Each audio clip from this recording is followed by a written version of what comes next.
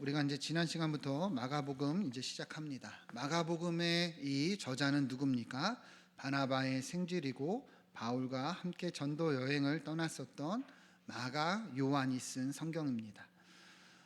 비록 마가는 이 전도 여행 중에서 중도 하차도 하고 여러 부족한 부분이 있었습니다. 그러나 후에는 이 베드로와 함께 동역하면서 주님의 귀한 동역자로 다시금 성장하게 되었다 우리가 나누었죠.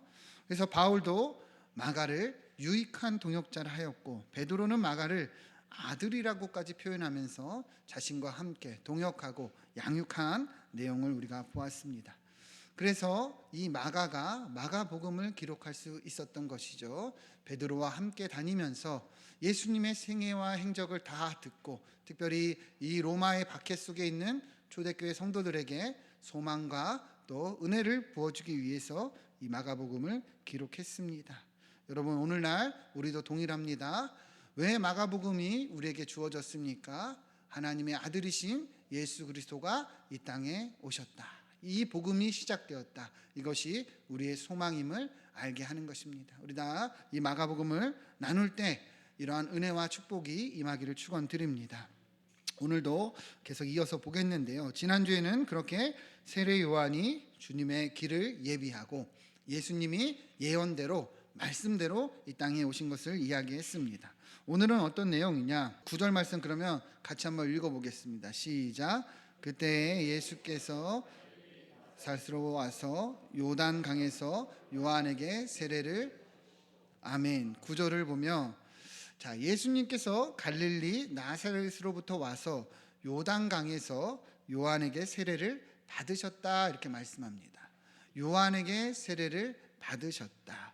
예수님께서 공생애를 시작하시면서 제일 먼저 하신 것이 이 세례 요한에게 세례를 받으신 거예요. 여러분, 공생애라는 말이 무엇입니까? 예수님이 우리를 구원하시기 위해서 사신 공적인 생애를 얘기를 합니다. 이해가 되시죠? 그러면 이 공생애는 언제부터 시작하셨느냐? 예수님이 30세부터 시작하셔서 이제 십자가에 달려 죽으시기까지 대략 3년가량의 시간을 이제 공생애, 공적인 생애라고 합니다. 자, 그런데 중요한 것은 이제 우리를 구원하기 위해서 예수님이 이제 공생애를 시작하시는데 제일 먼저 지금 무엇을 하셨다는 거예요? 세례 요한에게 와서 세례를 받으셨다는 거예요. 여러분, 우리가 지난주에 보았지만 이 요한이 주는 세례는 어떤 세례예요? 회개의 세례입니다.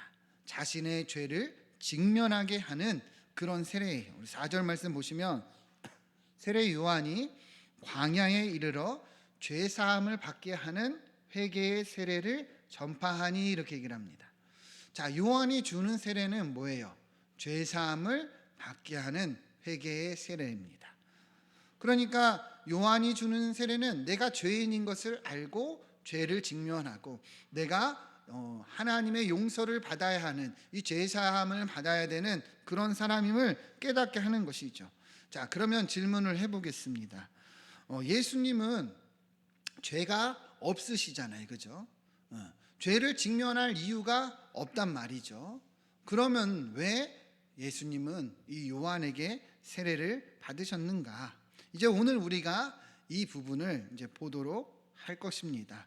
고린도후서 5장 21절부터 보시면 하나님이 죄를 알지도 못하신 이를 우리를 대신하여 죄로 삼으신 것은 우리로 하여금 그 안에서 하나님의 의가 되게 하려 하심이라. 자, 우리 주님이 죄가 있으십니까? 없으십니까? 죄가 없으세요. 죄를 알지도 못한다 이렇게 분명히 얘기하죠. 히브리서 4장 15절에도 이렇게 얘기를 합니다.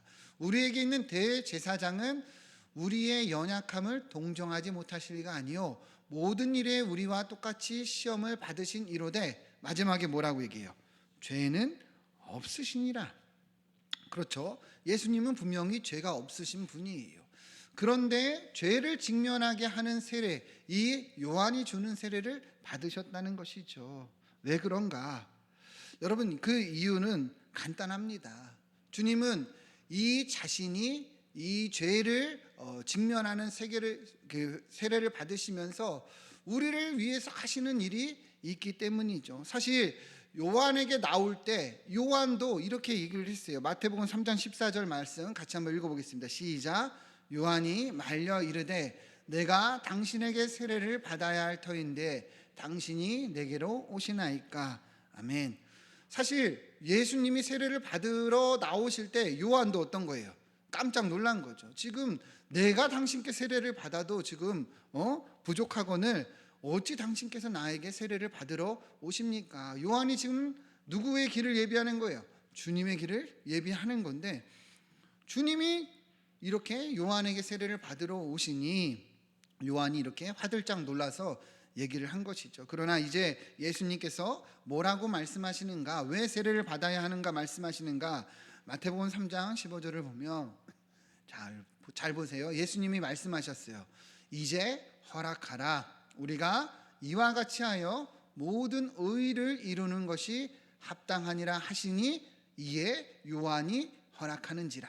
그러니까 요한도 원래는 이것을 거절했다는 것이죠. 그러나 예수님께서 이렇게 주님이 세례를 받는 것이 뭐예요? 모든 일을 이루는 것이고 합당한 것이라 이렇게 이야기를 하셨다는 것이죠. 성경을 보면 의를 이룬다는 것은 다른 게 아니에요. 하나님의 뜻을 이루는 것을 말합니다. 모든 의를 이루는 것이 뭐라고요? 하나님의 뜻을 이루는 것. 자, 여러분 그럼 질문을 해볼게요. 그러면 예수님을 향한 하나님의 뜻이 무엇입니까? 예수님을 향한 하나님의 뜻이 뭐예요? 예수님은 우리의 죄를 담당하시고 그래서 우리를 구원하시는 것이 하나님의 뜻이죠. 그렇죠? 이것을 위해서 이 땅에 오셨죠. 우리의 죄를 대신하여 십자가에 달려 죽으시는 것이 바로 하나님의 뜻입니다. 그러니까 세례를 받으시는 이유도 마찬가지예요. 예수님은 죄가 없으신 분입니다. 그죠? 그런데 왜 죄를 직면하는 이 회개의 세례를 받으셨습니까? 하나님의 백성들의 죄를 담당하시기 위해, 마치 자신이 죄인처럼 죄인의 자리에서 이 세례를 받으신 거예요. 주님은 죄가 없으시지만 우리의 죄를 담당하시기 위해 이 땅에 오셨기 때문에 우리의 죄를 직면하는 세례를 받으셨다는 거예요. 여러분 이해가 되십니까? 그래서 세례 요한은 주님을 향해서 이렇게 고백했습니다. 요한복음 1장 29절 보면 이튿날 요한이 예수께서 자기에게 나오심을 보고 이르되 보라 세상 죄를 지고 가는 하나님의 어린 양이로다. 아멘. 자, 예수님이 지금 무엇을 하고 있는 거예요? 세상 죄를 지고 가신다는 것이죠. 세상 죄를 지고 가신다. 우리의 죄를 지고 가신다. 우리의 죄를 담당하시는 하나님의 어린 양이시다. 그러니까 죄가 없으시지만 우리의 죄를 당신께서 짊어지시기 위해서 요한에게 세례를 받으셨다는 것을 이야기하고 있다는 것이죠. 우리 앞서도 보았지만 고린도후서 5장 21절 보면 하나님이 죄를 알지도 못하신 이를 우리를 대신하여 죄로 삼으신 것은 우리로 하여금 그 안에서 하나님의 의가 되게 하려 하심이라. 아멘. 왜 하나님이 죄를 알지도 못하시는 이 예수님을 우리를 대신하여 죄로 삼으셨습니까? 왜 죄인의 자리에 서게 하시고 죄인처럼 세례를 받으시고 이 죄인처럼 심판을 당하셨습니까? 우리를 구원하여 우리로 하나님의 의가 되게 하시기 위하셨다는 거예요. 그래서 주님이 이렇게 죄인의 자리에서 세례를 받으셨다는 것을 알 수 있는 것이죠. 여러분 이해가 되십니까? 여러분 결국에 예수님이 이렇게 죄인처럼 세례를 받으시고 죄인처럼 십자가에 달려 죽으신 이유가 무엇입니까? 우리를 구원하시기 위해, 나아가 우리를 사랑하시기 때문이라는 것을 우리는 알 수 있다는 것이죠. 요한일서 4장 9절 보면 여러분 잘 보세요. 하나님의 사랑이 우리에게 이렇게 나타난 바 되었으니 하나님이 자기의 독생자를 세상에 보내심은 그로 말미암아 우리를 살리려 하심이라. 여러분 잘 보세요. 예수님이 이 땅에 오신 거, 자기의 독생자를 보내신 것은 하나님의 사랑이 우리에게 이렇게 나타난 거라는 거예요. 하나님이 우리를 이렇게 사랑하셔서 우리를 살리시기 위해서 독생자를 보내셨다는 것이죠. 예수님이 왜 죄인이 직면하는 이 세례를 받으시고 왜 예수님이 죄인처럼 심판을 받으시는가? 우리를 주님이 사랑하시기 때문이라는 것을 분명하게 말씀하고 있다는 것이죠. 우리 10절 보시죠. 사랑은 여기 있으니 우리가 하나님을 사랑한 것이 아니요 하나님이 우리를 사랑하사 우리 죄를 속하기 위하여 화목제물로 그 아들을 보내셨습니다. 여러분, 사랑이 어디 있어요? 여기 있다는 거예요. 여기 어디에 있어요? 주님이 우리를 위해서 독생자를 보내주신 것에 있다는 것이죠. 하나님이 얼마나 우리를 사랑하시는지 자기 아들을 우리를 대신하여 죽으시기까지처럼 사랑하셨다는 거예요. 여러분, 얼만큼 사랑해야 독생자를 내어줄 수 있을까요? 저도 아이들을 키우고 있지만 어떤 사랑이 자기 자녀를 내어줄 수 있을 것 같이 사랑할 수 있겠습니까? 어떤 부모가 자기 아들을 내어주기까지 그 무엇을 더 사랑할 수 있겠냐는 것이죠. 여러분, 이거는 설명할 수도 없고 측량할 수도 없고 말로 표현할 수가 없는 그러한 사랑이지요. 그런데 성경은 하나님이 그렇게 우리를 사랑하셨다는 거예요. 하나님이 누구를 사랑하셨다고요? 저와 여러분. 하나님이 나를 그렇게까지 사랑하셨다는 거예요. 정말 말도 안 되는 사랑이죠. 정말 이것을 어떻게 측량하고 설명할 수 있겠습니까? 쉽게 말해서 미친 사랑이에요. 미친 사랑. 정말 주님이 얼마나 우리를 그토록 사랑하셨는지 사랑이 여기 있다고 성경은 이야기하고 있다는 것이죠. 사랑하는 여러분, 저와 여러분이 이 주님의 사랑을 받은 줄 믿습니다. 여러분, 하나님의 사랑이 여기 있는 줄 믿습니다. 스바냐서 3장 17절 보면 너의 하나님 여호와가 너의 가운데 계시니 그는 구원을 베푸실 전능자이시라. 그가 너로 말미암아 기쁨을 이기지 못하시며 너를 잠잠히 사랑하시며 너로 말미암아 즐거이 부르며 기뻐하시리라 하리라. 아멘. 여러분, 우리가 앞서 우리를 향한 하나님의 사랑이 어떠한지 보았죠. 그렇죠? 자기 아들을 내어주시기까지 우리를 사랑하셨습니다. 주님은 우리를 얼마나 사랑하시는지 죄인의 자리에서 이 죄인이 당하실 심판을 다 감당하실 정도로 사랑하셨어요. 하나님은 말씀하고 있습니다. 너의 하나님 여호와가 지금 어디 있다는 거예요? 너의 가운데 계시다는 거예요. 하나님이 어디 계십니까? 우리 안에, 우리 가운데 계시죠. 그는 구원을 베푸실 전능자이시라. 그 하나님이요 뭐라고 말씀하십니까? 너로 말미암아 기쁨을 이기지 못하고 너를 잠잠히 사랑하시며 너로 말미암아 즐거이 부르며 기뻐하시리라 하리라. 하나님이 얼마나 우리를 사랑하시는지 여러분 느껴지십니까? 하나님이 여러분들을 보면서 어쩔 줄을 모른다는 거예요. 그냥 보면서 너무 기뻐서 너무 즐거워서 찬찬히 내 이름을 부르고 그렇게 즐거워하신다고 성경은 말씀하고 있다는 겁니다. 여러분, 특별히 이 스바냐서의 시제가 언제냐? 현재 진행형입니다. 지금입니다. 2000년 전에 예수님이 우리를 위해서 십자가에서 죽으신 것으로 끝난 게 아니라 이 사랑은 지금도 어때요? 진행 중이라는 것이죠. 여러분, 이 사랑을 여러분 느끼고 계십니까? 여러분, 이 사랑 안에 거하고 계십니까? 하나님이 얼마나 나를 사랑하시는지 여러분 이 시간에 그 사랑을 알고 깨닫고 회복하기를 축원드립니다. 하나님이 우리에게 정말 원하시는 것이 무엇일까요? 여러분, 하나님이 정말 여러분들에게 바라시는 것이 무엇일까요?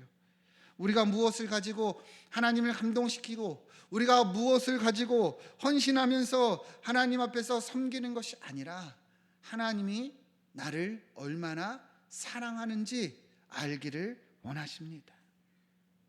우리 하나님은 내가 얼마나 너를 사랑하는지 알기를 원하시고, 그래서 이렇게까지 주님이 죽기까지 사랑하신 그 사랑을 우리에게 보여주시고 말씀하고 있다는 거예요.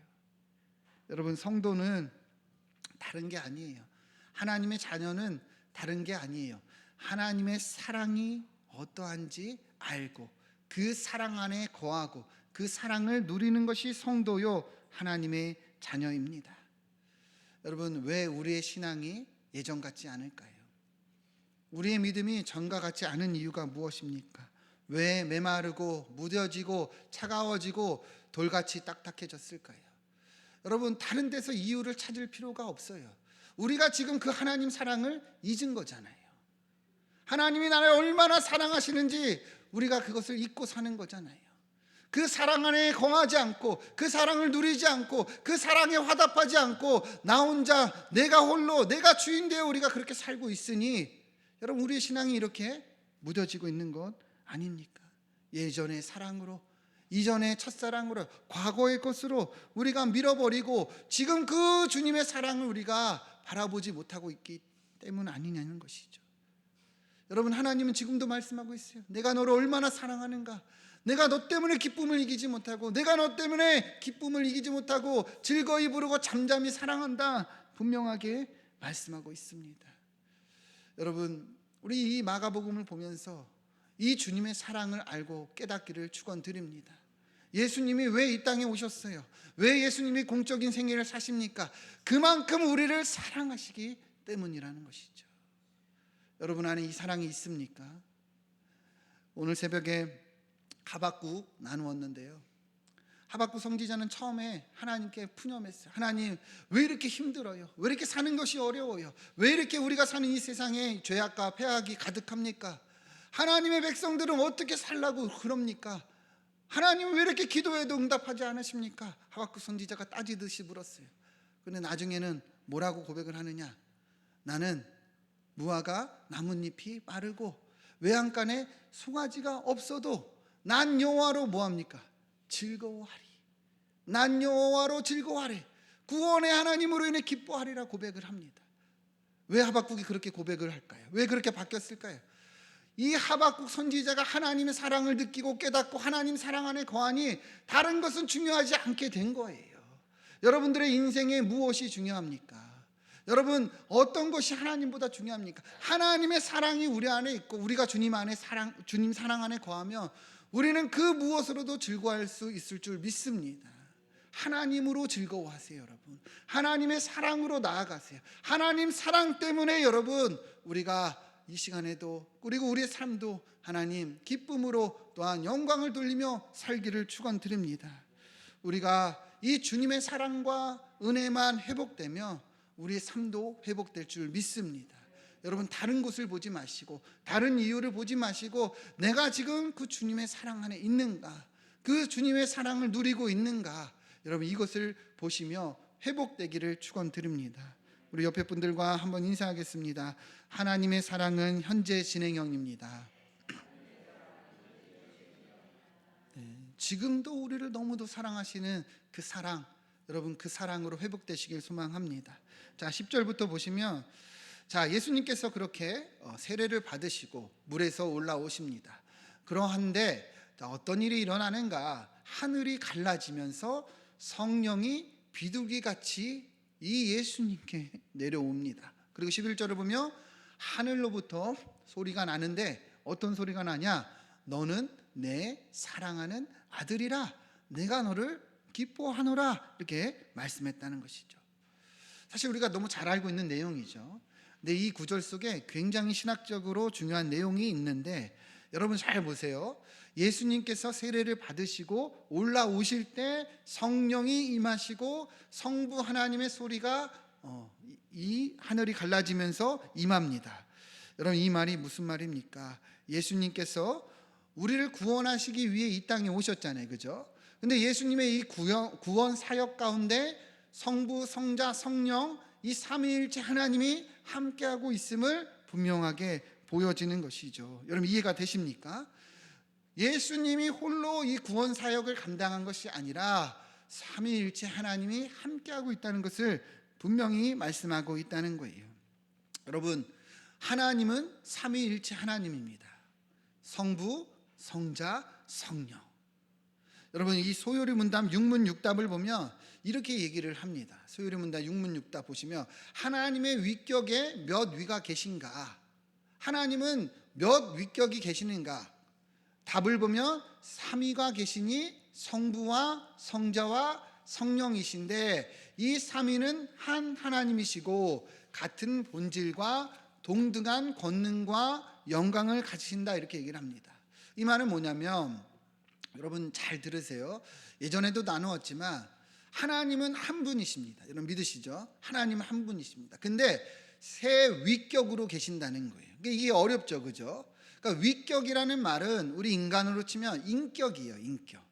한 분이신데 세 위격. 그러니까 하나님은 인간이 아니시니까 인격이 아니라 우리가 설명할 길이 없으니까 위격이라고 표현을 하는 거예요. 그래서 다른 말로는 신격이라고도 말합니다.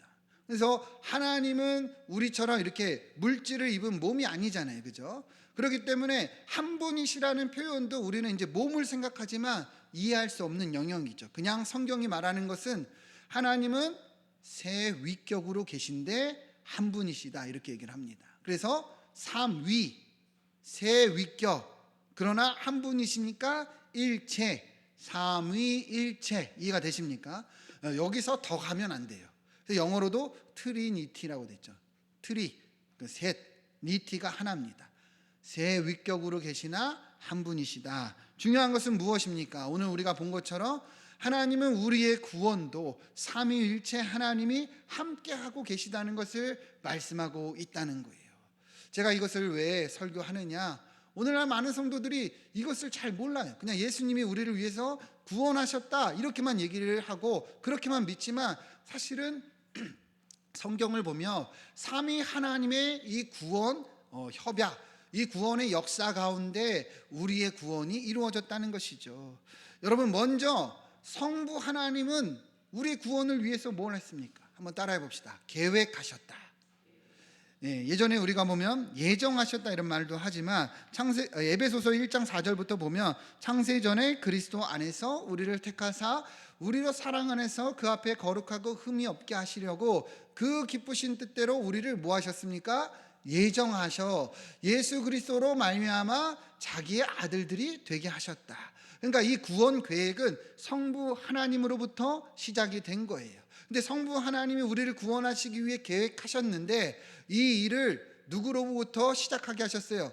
예수 그리스도로부터 시작하게 하셨다는 거예요. 그래서 마가복음을 보면 이 성부 하나님의 뜻을 따라서 예수님이 이 땅에 오신 거예요. 이해가 되십니까?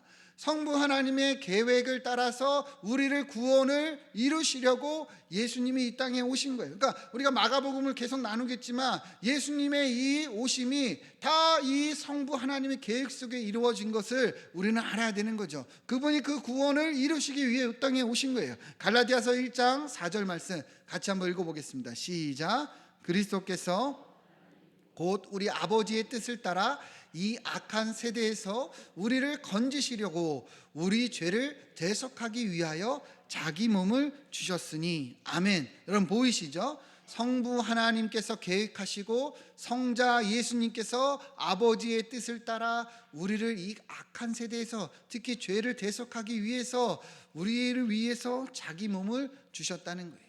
이 구원을 이루시기 위해서 예수님이 이 땅에 오신 것입니다. 이해가 되시죠?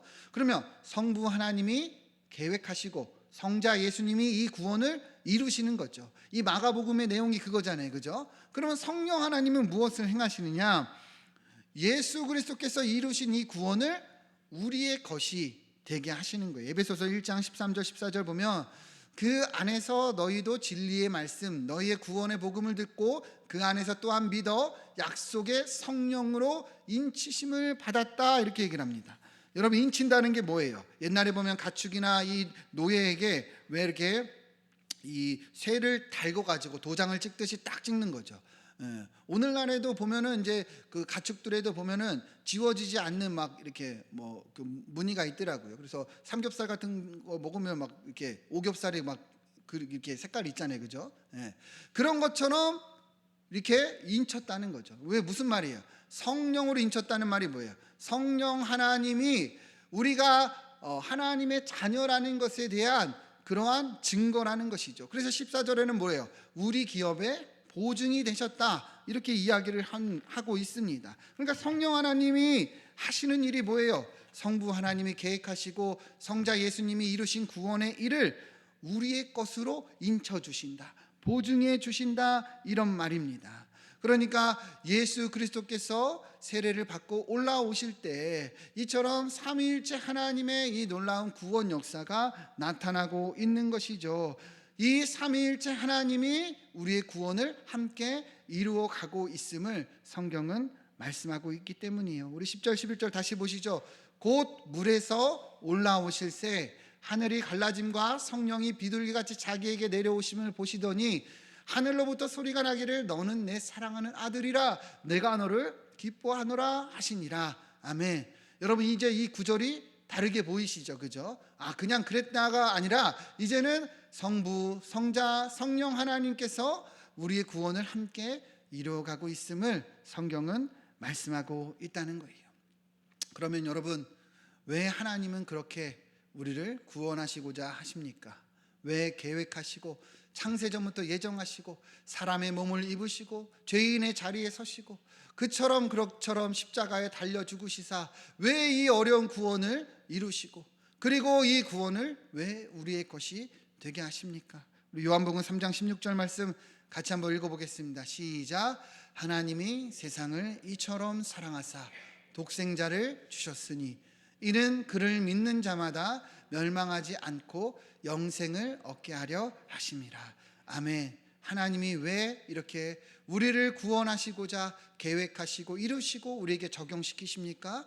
우리를 사랑하시기 때문이에요. 그럼 믿으십니까? 우리를 너무 사랑하셔서 독생자를 주시기까지 하셨어요. 왜 우리를 이렇게 사랑하십니까? 혹여나 우리가 멸망당하지 않도록, 우리가 죽을까봐 주님은 영생을 얻게 하기 위해서 이렇게까지 사랑하셨다 말씀하고 있다는 것이죠. 여러분, 주님이 나를 얼마나 사랑하시는지 깨닫기를 축원드립니다. 우리가 그 사랑 안에 거하고 그 사랑이 우리의 것이 되고 우리가 그 사랑으로 살면 여러분 더 문제가 될 것이 없습니다. 주님의 사랑 안에서 우리가 다시금 나아갑시다. 특별히 주님은 우리에게 생명을 주시기 위해서 우리를 구원하셨다 말씀합니다. 얼마 전에 돌아가셨던 문화평론가이고 또 교수고 또 여러 이 공직을 했었던 이어룡 교수님이 있어요. 그분이 뭐라고 얘기를 했냐면 젊은이는 늙고 늙은이는 죽는다, 이렇게 얘기를 했습니다. 너무 당연한 말이죠. 젊은 분들은 지금 뭐 하고 있는 거예요? 늙고 있는 거예요. 늙은 분들은 뭐 한 거예요? 이제 죽어가고 있는 것이죠. 근데 중요한 것은 왜 이 이야기를 하느냐? 당연한 얘기인데 다들 잊고 살아간다는 것이죠. 다들 이것을 잊고 살아간다는 거예요. 젊은 사람은 자기가 늙어가는 것을 잊고 늙은 사람은 이제 곧 죽을 것을 잊고 산다는 거예요. 그러나 현실은 어떻습니까? 이것은 계속 일어나고 이루어지고 있다는 것이죠. 결국에 우리의 인생은 늙어가고 있고 죽어가고 있고 이 죽음 앞에 아무런 소망도 없는 인생이라는 거예요. 그러나 여러분, 우리 주님께서 우리를 구원하시기 위해서 독생자를 보내주시고 오히려 우리는 이 죽음 뒤에 있는 영원한 생명, 하나님의 나라를 소망으로 주셨습니다. 우리는 죽어도 더 기쁜 소식이 될 것이고 죽으면 더 하나님 나라에서 영원한 이 행복을 누리게 될 것입니다.